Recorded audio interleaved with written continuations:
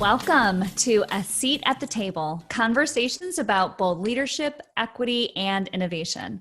I'm Lynette Fraga, the CEO of Child Care Aware of America, the nation's leading voice on childcare.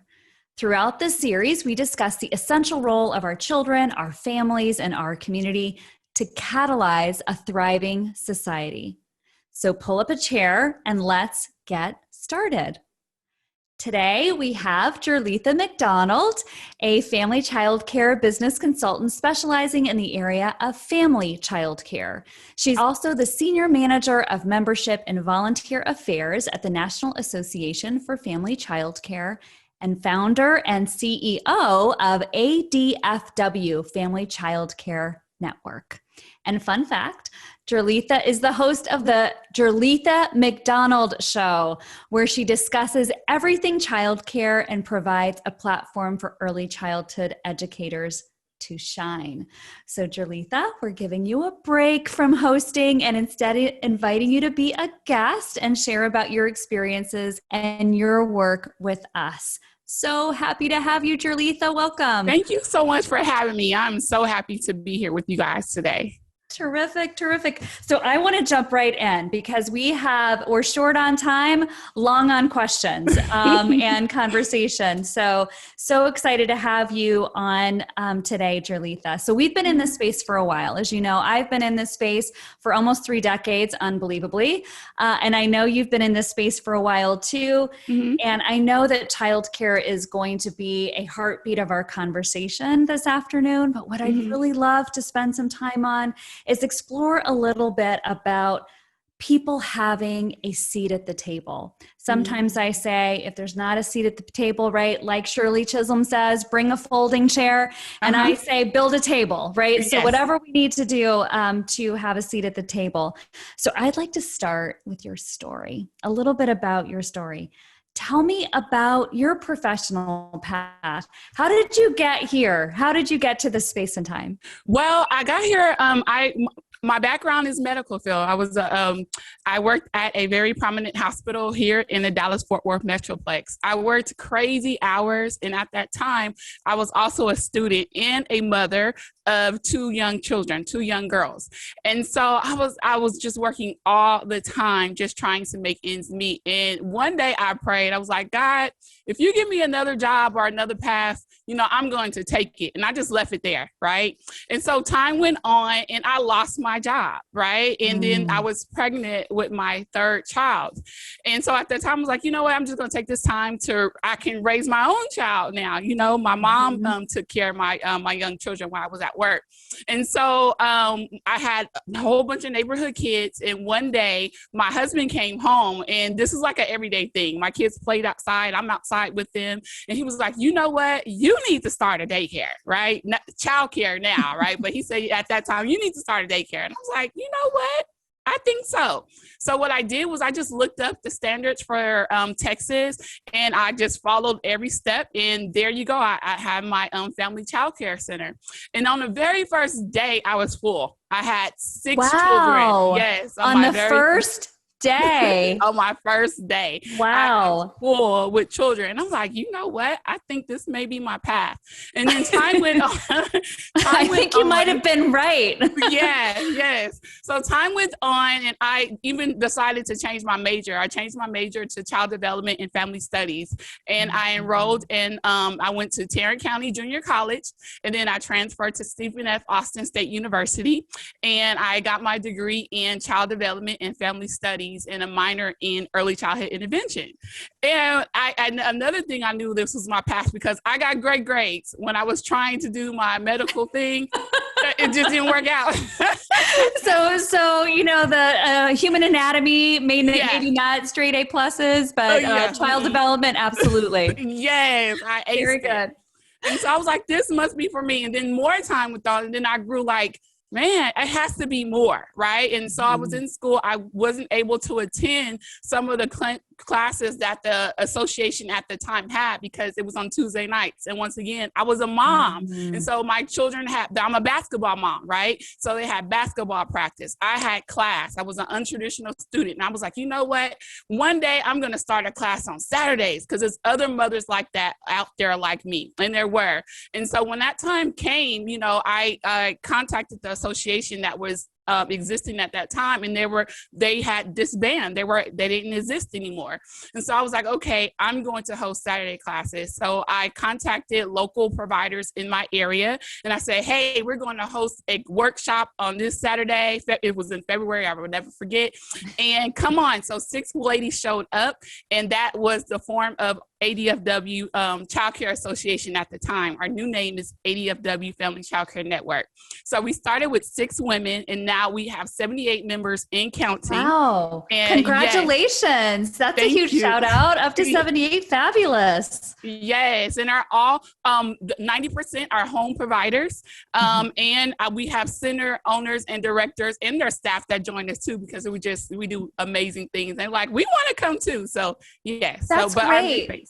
That is so great, Jerletha. And I want to call out a couple of things that you said that were just, I think, so relatable for many, particularly working women and moms who are trying to carve out their professional passion. And you certainly let your grades tell you a story in some regards, right? But I think that's obviously connected to what you were really interested and passionate about doing. Yes. But I wanted to call out, you said, you had started this on Saturdays.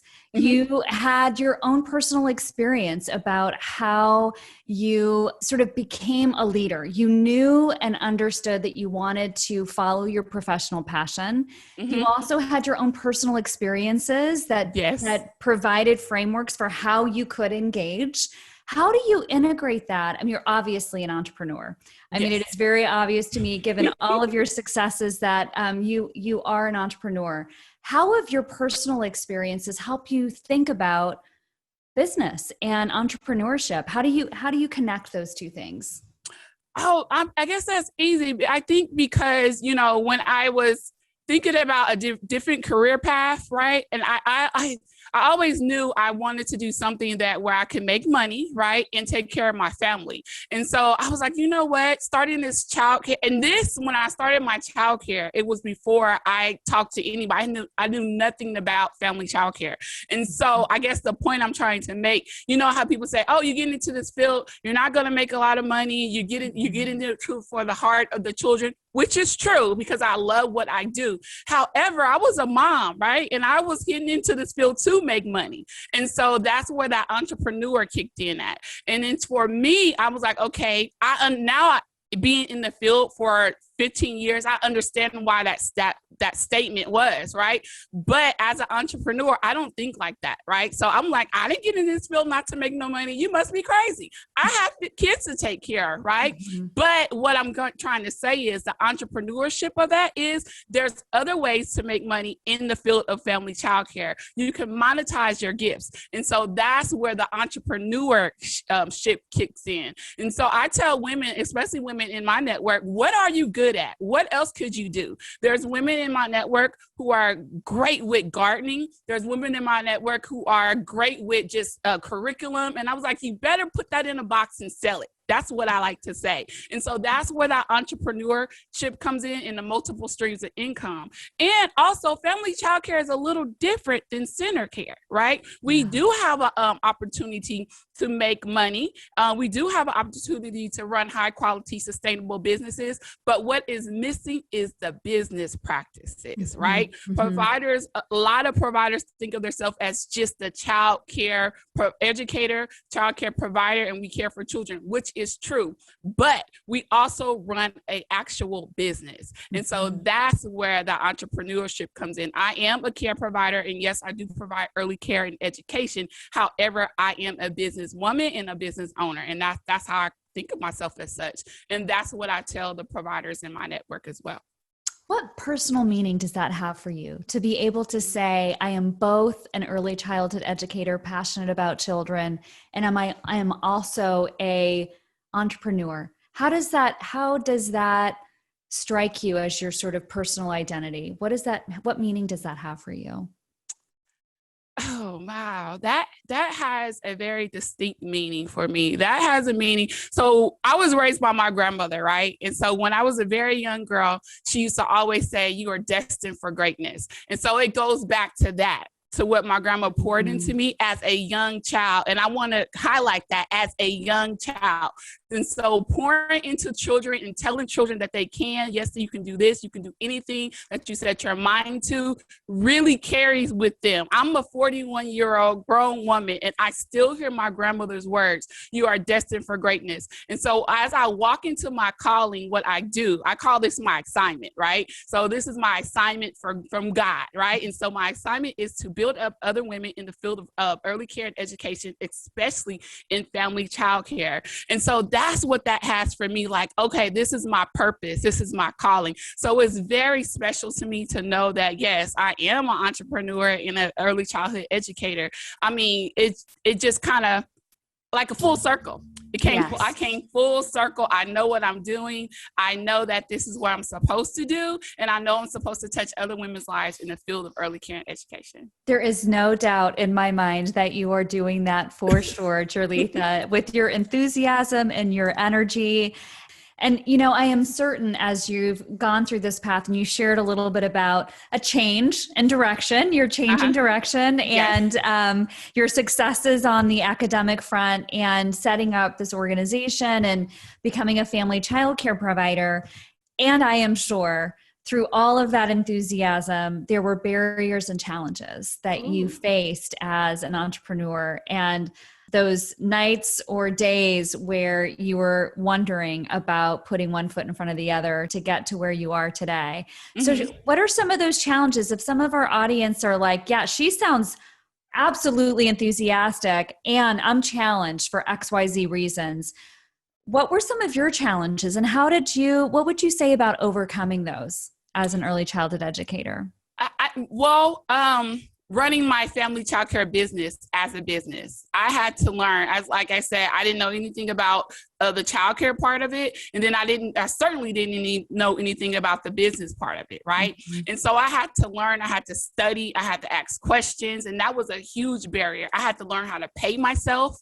I had to learn about time, space, percentage, and I'm like, okay, where do I had to learn how to do my taxes, and so that was a huge barrier for me at first, and that's where in my organization, I'm like, you know what? We're going to implement business classes and stuff like that, where we can learn more how to run our businesses. And then also on a personal level, intimidation at first, because I will walk into rooms and no one looked like me at some point in time, right? And I was like, okay, I'm not this boardroom table. I've never been at this boardroom table before. What do I do? What do I say? And stuff like that. And I didn't want to say anything that, like I wasn't supposed to say, or I was just timid. So learning how to get over that hump, which I did, and I'm so glad I did, because I know my voice is very important, and what I have to say is very important and significant. But I had to get over that. And so building that confidence. How did you do that, Jerletha? I hear this, and frankly, I've experienced it myself. When you're at a table or you walk into a room and you're perhaps concerned about saying the wrong thing, or you, to your point, you walk into a room and there may not be anybody around you that looks like you, or has your same experiences. What's a tip? Like, did you say something to yourself in your own head? Did you write yourself a little note? How did you raise that voice? What was that first thing? I watched that. And what I mean by that is when I walked in those rooms, if I did see someone who looked like me, I latched on. Right. And I'm watching her moves. I'm watching what she says. And then I will ask questions. But then I will lean on my mentors as well. I'll pick up the phone in a minute and call someone. I was like, hey, what do I do in this situation? And That's so what great. I want to tell women out there, it is okay to ask somebody else. It is okay to ask for advice. You mentioned a mentor, going to another person in the room that might look like you. Then what did you do? You picked up the phone, you called. Yeah, I picked up the phone, I called. But then let me tell you, in-person experiences and being connected to local or associations and organizations and national organizations and attending the conferences and attending these workshops and going to places, okay, like NAAYC hosts, they host a conference every year. And so going to those conferences and watching the women that look like me, right? And watching how they navigate. And when I say these are some powerful women, I'm like, wow, that's how she says it. That's how she commands the room. That is how I learned how to be me. And what I mean by that, not trying to be a clone of them, right? But taking pieces of other women, right? And what they do and how they lead and bringing it back to Jerletha McDonald, right? Writing it down and then doing it Jerletha McDonald's way. You see what I'm saying? Oh, yes. That's important for me to say is because women out there, don't try to be someone else because you cannot be someone else, but who you can be is you, right? And what you can do is look at other women like yourself, like I follow you too. And so I look at other women who are in these powerful positions like I am. How do they operate? What do they do? What do they say? Who are their mentors or what, stuff like that. So looking into that and taking all those pieces, putting it together, and then being authentically you, using authentically it in a way. You. I love it. Yeah. Authentically you. There are amazing women out there. You've raised up how they have supported you, how you've watched them and observed them and took the best of them and integrated into how you brought your authentic self forward.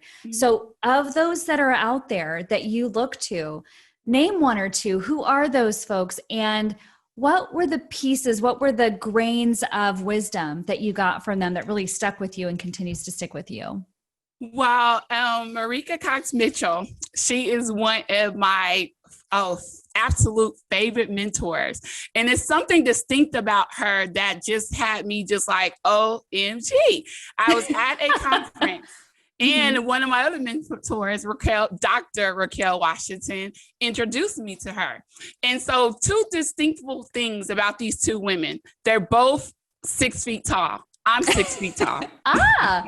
And Raquel's like, I want to introduce you to Marika, right? And so Marika came up and she's like, hi, how are you doing? I was like, hey, how are you? Right? And I was just so captivated because I'm standing in between these two tall women, just like myself. And so we formed a relationship after that. And so later on, one time I was thanking Marika for something, an opportunity that she had presented to me. And she said, no, you do not have to thank me. I was like, why? Right? I'm so happy about this. She said, no, because I'm just a vessel.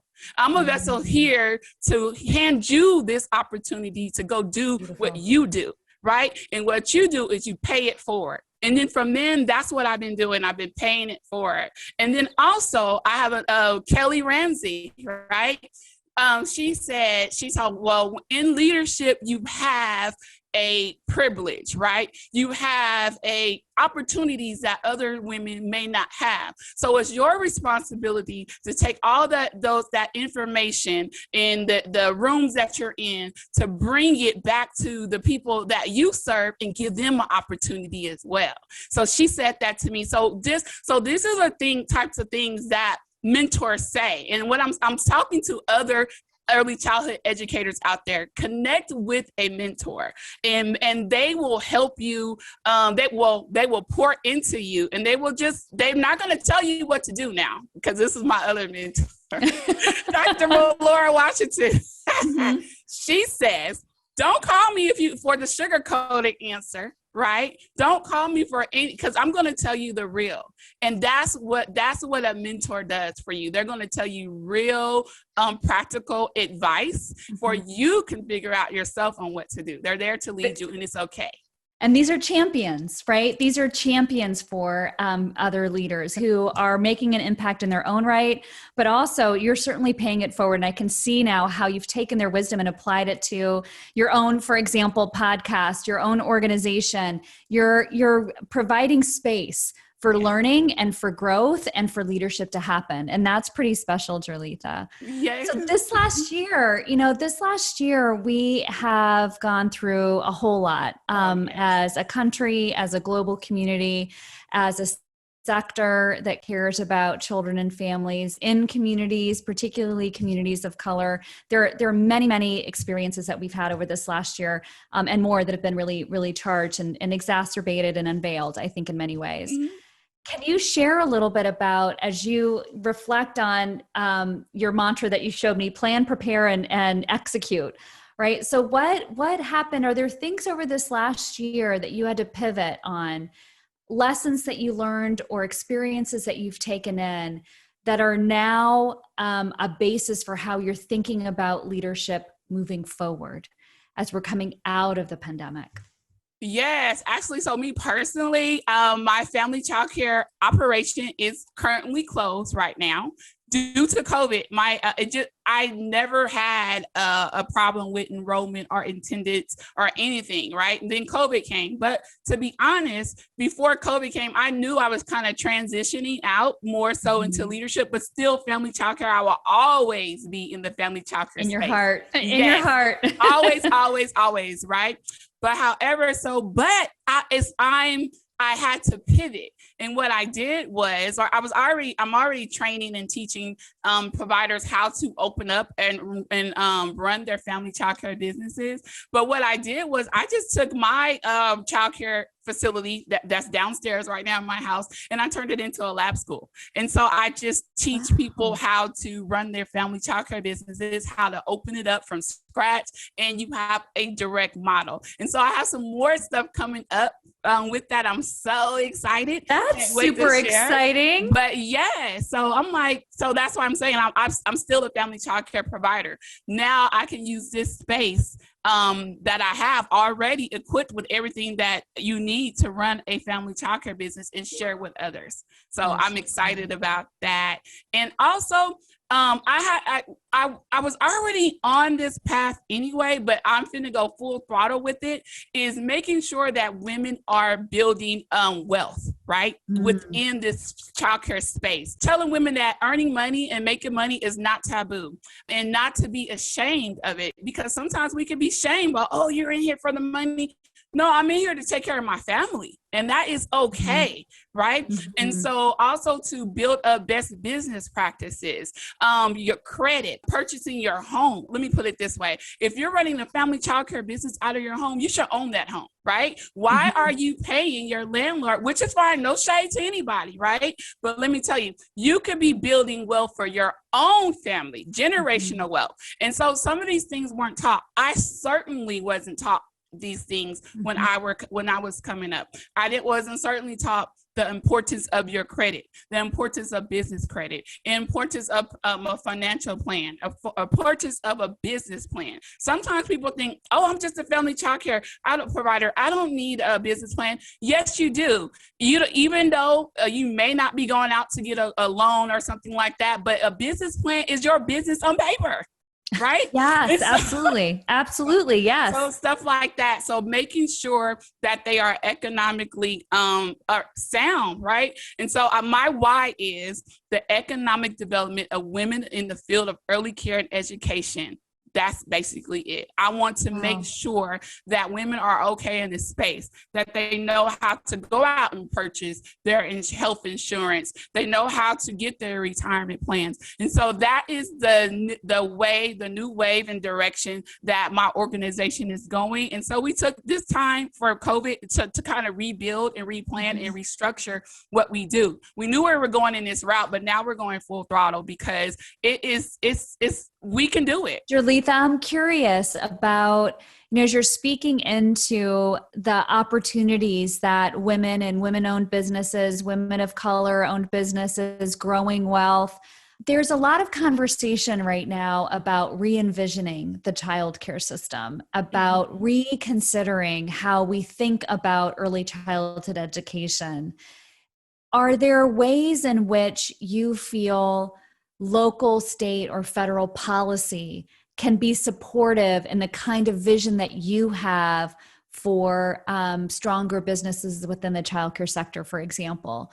What would you dream with a magic wand, and what would you like to see happen given your experience? So I live in the Dallas-Fort Worth Metroplex, and I'm a part of several early learning coalitions. And so what we do here in my area is we get together monthly and think of ways and strategize ways that we can do to help the childcare community. I am proud to say we are working now with the SBA, the Small Business Assistant Association. Great. This all came out of COVID. Now our small business association around in our area has an office just for childcare. We have a childcare business liaison in the SBA office in Tarrant County, right? Mm-hmm. And so that is a wonderful free resource for not just family childcare providers, but center owners and directors to go to get the resources that we need, free business advice, help with your business plans, everything that you need. We have that. And that came out of just the relationships that the Early Learning Alliance here in our area has. And so it's amazing you're speaking about these partnerships that have come together. And as you shared, they emerged as a result of COVID. Mm-hmm. So there are opportunities that I think we can, as a field, latch onto that have really come about. Perhaps it may not have, or perhaps it would have been slower for some of these relationships to evolve and develop. But I've seen a real acceleration and a momentum in this moment around childcare. And I think a shared desire that childcare and its importance is not going away, that this is absolutely critical for communities. It's absolutely critical for businesses. It's absolutely critical for our children and our families to, latch onto this moment. And through the pain and through the crises that we've seen, there can be a momentum that comes out of it that can establish and reimagine what childcare can look like in the United States. So I think it's terrific that in your community, you're raising this up and making these and creating these relationships that potentially would not have emerged as quickly absent the shared experiences, the shared tough experiences we've had as a result of COVID. So thank you for that. So you spoke a little earlier, Jerletha, about raising voices. And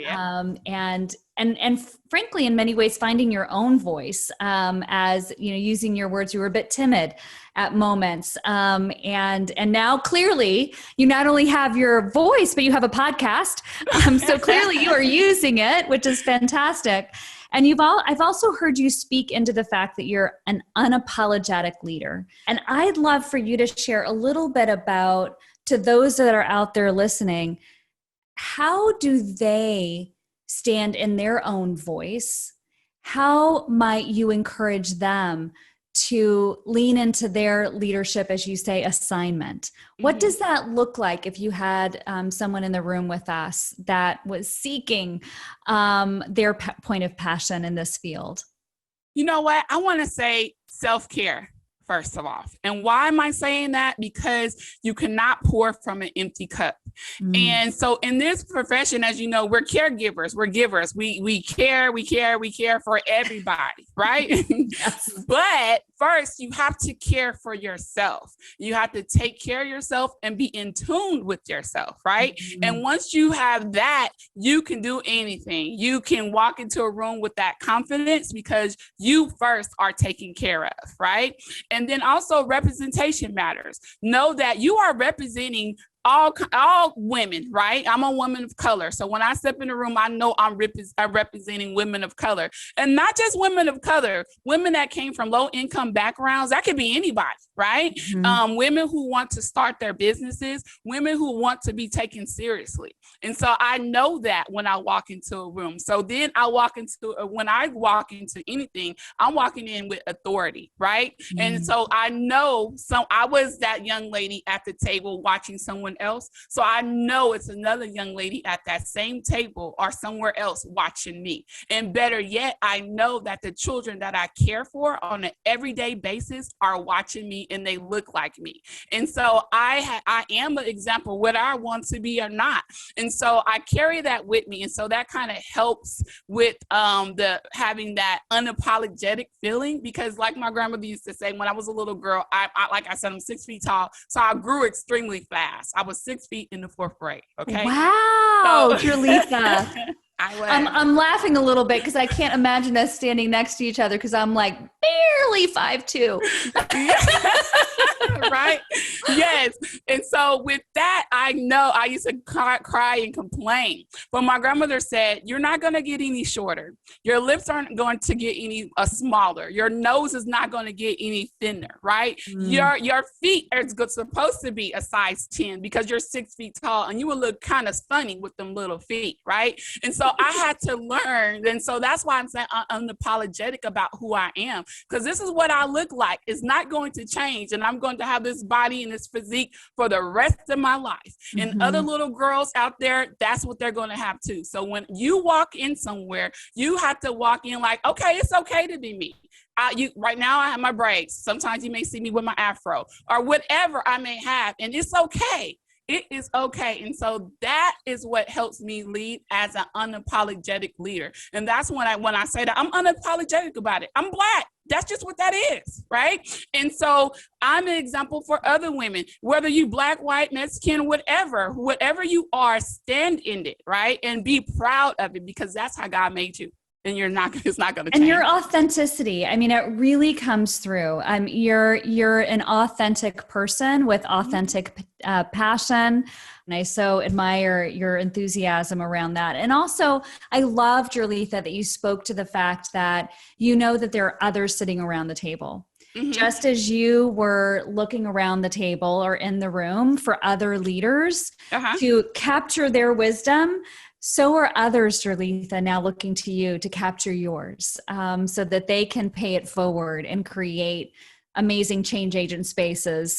Because boy, do we need all those change agents right now in this moment. Oh, yes. We absolutely do. We absolutely do.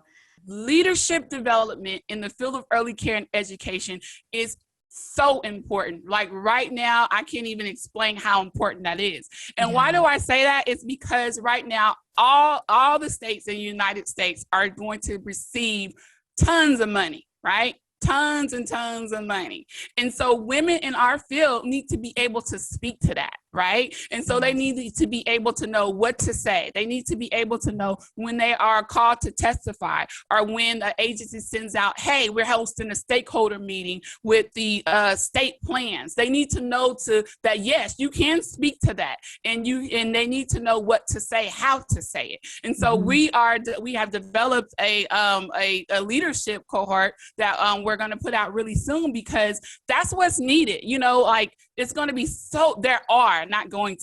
there are so many opportunities right now in the early care and education field, and women need to know how to speak to that, because women run this field, right? And so we need to know how to talk for ourselves and say what we need and when we need it and how we need it. We need to do that, and don't let other agencies, which is fine, that advocate for us, but we need to be there. And family child care providers need to be at every seat, at all tables. That's local, that is state and federal, right? You need a family child care provider needs to be there, right along with a center director or owner or staff member, because we have valid opinions, and no one can explain what family child care providers need other than a family child care provider. Your work, right? You know your work, and we say that a lot.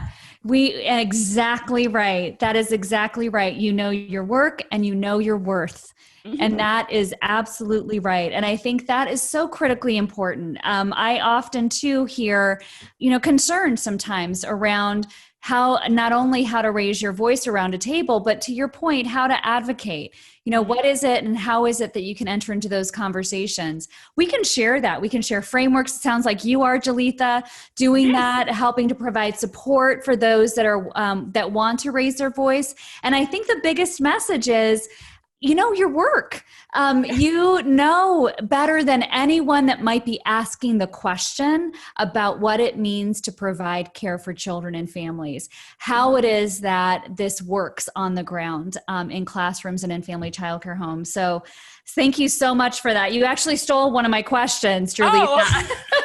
That's all right. I just let you run with it, which is around advocacy and taking that next step. And I'm hearing you with this leadership cohort that you're developing and making sure that folks in this moment particularly are weighing in at, pulling whatever policy and advocacy lever they can at the local, state, and federal level. There has never been a moment like the moment we are in right now. And what an exciting and also it's a moment of responsibility in many ways for us that are sitting in these seats. What is your, like with a deep breath, Jerletha, what would you say to all of those individuals across the United States and potentially even globally who care about how children grow in relationship to their families and within communities? What would you say to them as emerging leaders who are coming up through this field? What is that grain of advice that you would give them as they're launching into this moment? Build a team, right? That I had to learn that. Build a team. And I'm going to give that young budding entrepreneur, childcare entrepreneur, some great advice, right? Listen. Build a team. And when I say build a team, you don't have to go out and try to get the highest coach out there. Use the resources that you have. And so let me tell you what I do. I network up and I network across. And what I mean by that, networking across, I have a photographer, and my photographer is my sister-in-law, who is she was an amateur photographer, right? And now when taking my pictures, she's professional. She does other things too. The providers in my network, they are designers, they are decorators, they are cooks. So when the conference comes, I'm going to them. So that is networking across. So not only that, not only I'm providing the opportunity for myself, but I'm providing the opportunity for the other women and men that are on my team to elevate as well. So we're elevating together at affordable prices that we can afford. And now that we're at a whole nother level, my whole team, now we can reach back and give to others. And then also when I say I network upwards, so I will go to an executive or I go to an agency that I have a relationship with, or do I have that privilege to reach out to them and say, hey, could you come to my conference? Could you speak at our conference? Because we really need to hear this. All of the conferences that we have thrown are amazing, but I try to duplicate, right, in the way that ADFW can duplicate. So if I'm going to a national conference, I went to this national conference and it blew my mind. They had a welcome reception, they had wine, they had cheese and crackers, and then they had special rooms to go to get something to eat. So I was like, you know what? We're going to do that too.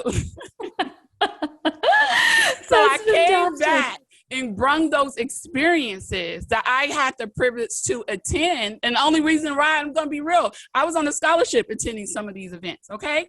But I was able to replicate those special events for the early childhood educators in my area. And we did it on our budget, right? I went to my team, that Jamie, hey, shouts out to Jamie. She's our interior decorator, right? And she decorated our stuff. And at the time she was a family childcare provider. Now she's a teacher. I mean, a teacher in the ISD, because we're all teachers. So let me get that straight. So but you see what I'm saying? Yes. And so we were able to replicate this amazing conference for providers in our area at an affordable price, but they got the high level experience that I get to experience when I go to these different conferences and stuff like that. And so that's what I'm saying, build a team. And once you build that team and that foundation, you can do anything and you can move mountains. And one thing, always remember to reach back, right? reach back and help other women, and be mindful not to always, you don't always have to give a hand out, but a hand up, because the hand up helps those women go to where they need to go, because you're giving them the tools and the resources to plan, prepare, and execute. So that is the most important thing, is giving the hand up. And everyone doesn't need a handout all the time. They just may need the direction they need to go, or some instructions, so that way they can go and be the best who they can be, because we are all destined for greatness. So I just want to tell providers out there, that's what you do. That's what you do. You use your community resources. I love it. Build a team, elevate together, bring experiences forward, reach back, and hand up. I love it. Love it, Jerletha. Thank you so much for your time today. It has been absolutely wonderful speaking with you. I so greatly appreciate your passion, your expertise, your amazing drive, and your commitment to the field and to the individual leaders that are out and about who want to make special things happen for children, families, and communities. So thank you so much, Jerletha, for joining us today. And thank you all for joining me for this 10-part series, A Seat at the Table. You can subscribe to A Seat at the Table with Lynette Fraga on Apple Podcasts or wherever you stream. Visit www.childcareaware.org/the table to learn more. Join us next time at the table. Thank you.